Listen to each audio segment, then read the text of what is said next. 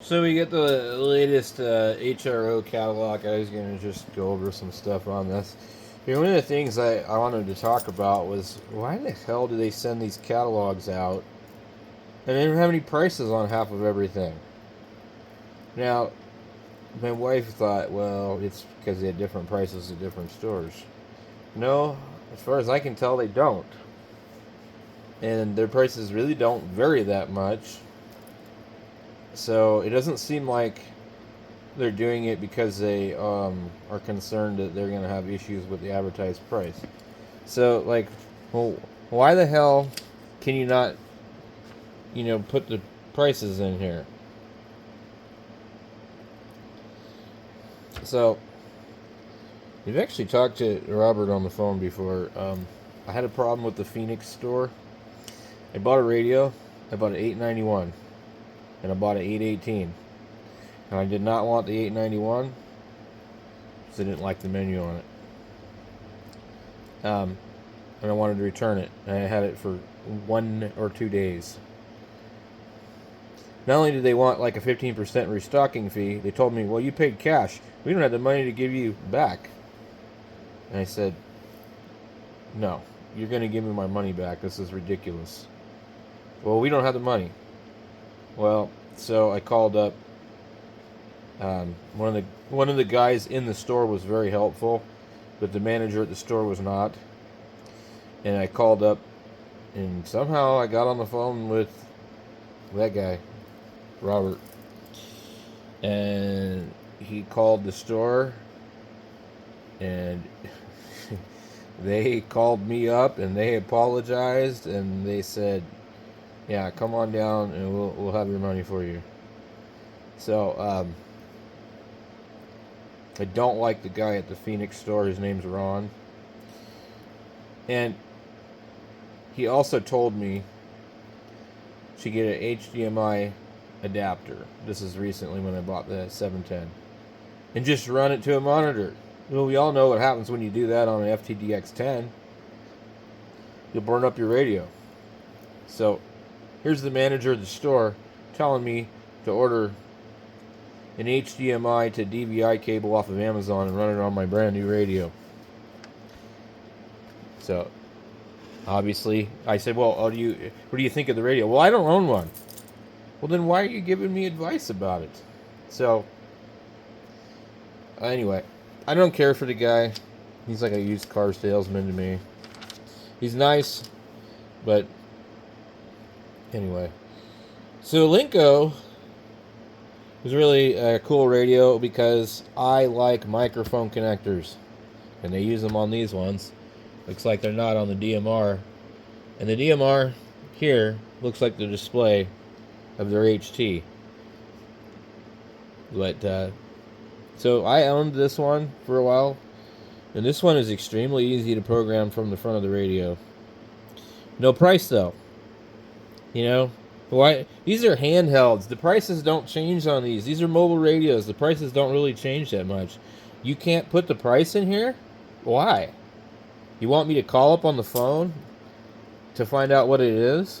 But I can go on your website and look it up. So, I don't really understand their approach. And they've been doing that for years. They don't have prices on any of this stuff. Nothing. Sometimes they will on like certain things, like right here. See, look at this automatic tuner, $549. Okay, but 7,300. It goes back and forth, but I can understand certain ones. But let's see.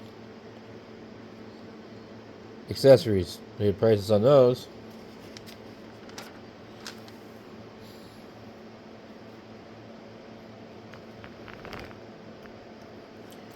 Nothing.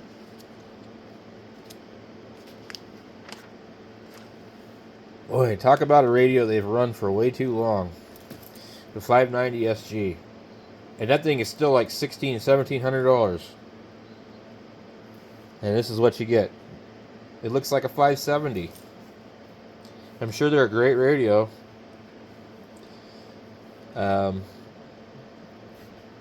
if you get past all the ALC overshoot issues. I don't know, did they solve that?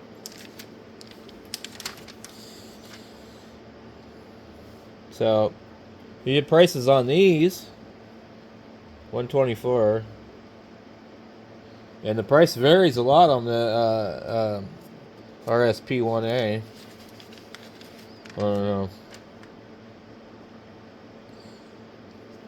This is such an overpriced radio. This 991A, $1,500. The world's worst waterfall display I've ever seen. But, and I just don't understand why Ham Radio Outlet doesn't want to advertise their prices. I don't get it.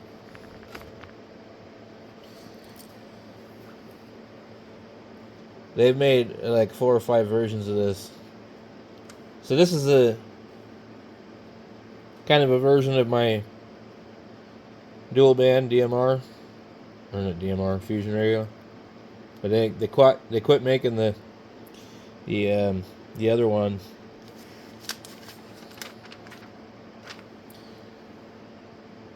Yeah, see, it's just strange. I don't know. They have prices on a few things, but in general, like, there's really no prices on things in here. Oh my god, $249 for this Zum Spot thing? Like, my god. That's a lot of money. That's ridiculous.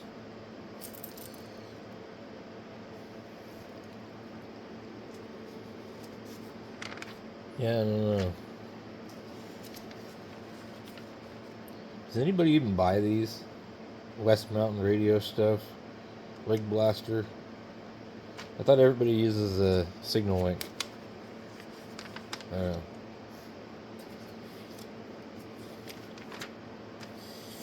And then MFJ's got this Rig Pi thing. Don't like that. I don't know. Inexpensive TNC for VHF packets. Send text messages and emails over the air using ham radio. Yeah. Okay, sure. Signal Link. $134. They got a price on it because they sell a lot of them, you know. So they got a price on it. But it's like most of what's in their catalog, you know, you ain't gonna see any prices. Heil microphone. My friend just gave me a Heil. 2 of them actually. Hold on.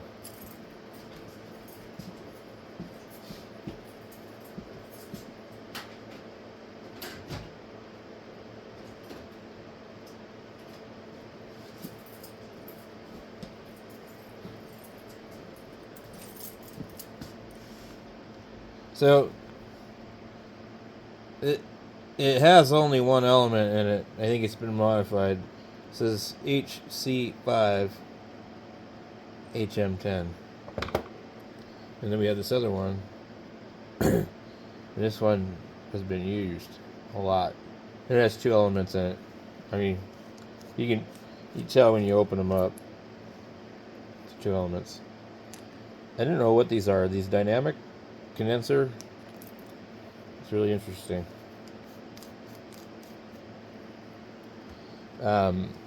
But this is supposed to have 2, but it doesn't.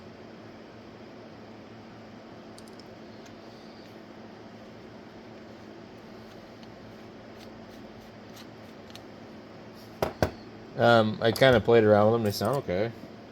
So those got like a purple ring on it. HM12.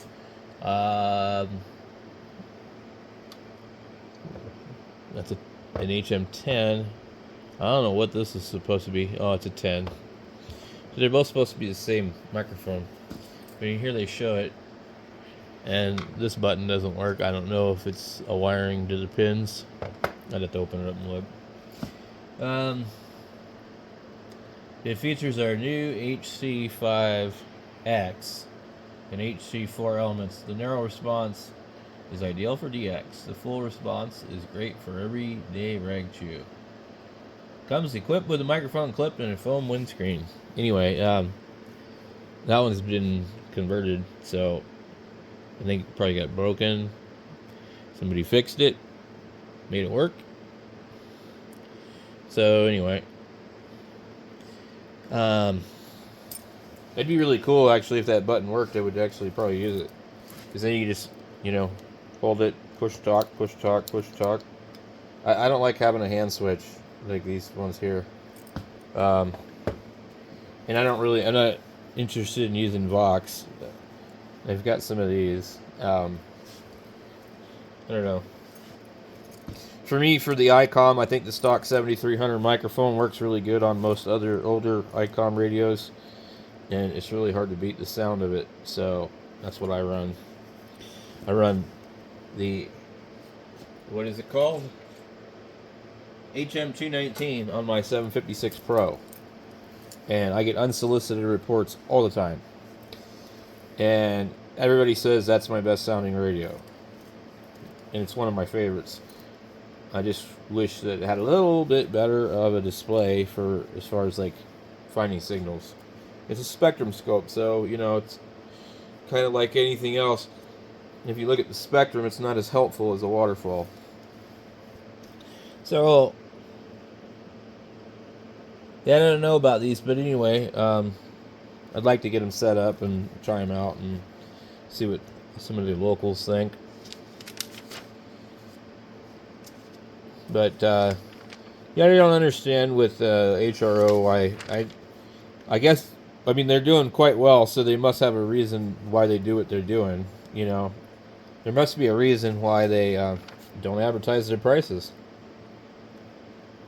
I've got one of these somewhere, the old one. These ones are good, but I don't know.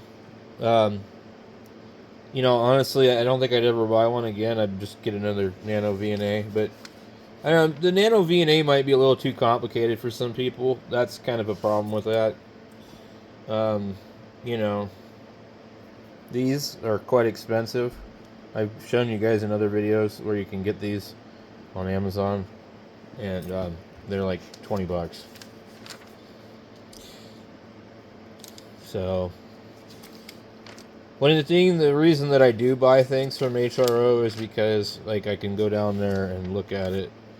I can pick it up local. It costs me a little money to go down there, but I'm really waiting for ICOM to come out with a new radio. They've been running the 7300 forever, okay? I mean, I think the first 7300s were sold at the very beginning of 2016 or somewhere around, probably maybe late 2015. I'm not sure. But, I mean, the radio has been out for almost 10 years. We're getting close to that, another year or two. So, it's time, ICOM. You got to come out with something else. And these other legacy radios that they have, like this thing here, cost ridiculous money. I don't know how it works. I've never used it. I've played around with the 7610. I've seen an awful lot of these for sale at a ham fest, and it concerns me, especially because I know the displays fail. It's really a beautiful looking radio. And they still sell the 7100, which is kind of cool, but I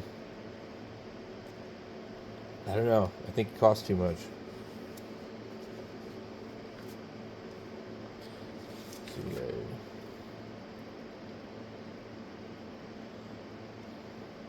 I think, like, in general, like, ham radios, when you compare them to, like, pro home audio stuff and things like that, they're really taking us to the cleaners. These things that, what it costs them to build these, they're upselling us because it's a niche market. So when you get into like home audio stuff, everybody wants to have stereo in their, home theater and all that. So they sell a lot more of those. I mean, you think about the market they're catering to, it's a much wider market than the amateur radio market. And they're able to offer them really good prices. I don't know anybody that's run this Palstar, but I've heard they're really good. These new amplifiers, it's ridiculous what they want for them. Really crazy. Nuts.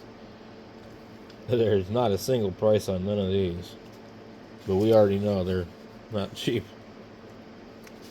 I mean, just an AL800H is like silly money nowadays. Got prices on the batteries. I don't know. Weird. Doesn't make sense how they do things. CalStars. LDGs. I love looking through these catalogs, but I really like to have prices, you know. So I need to figure out why I'm not getting any DX Engineering or Gigaparts catalogs, or are they just not doing it no more, I guess. Anyway, the new catalog is out. Nothing's changed, you know.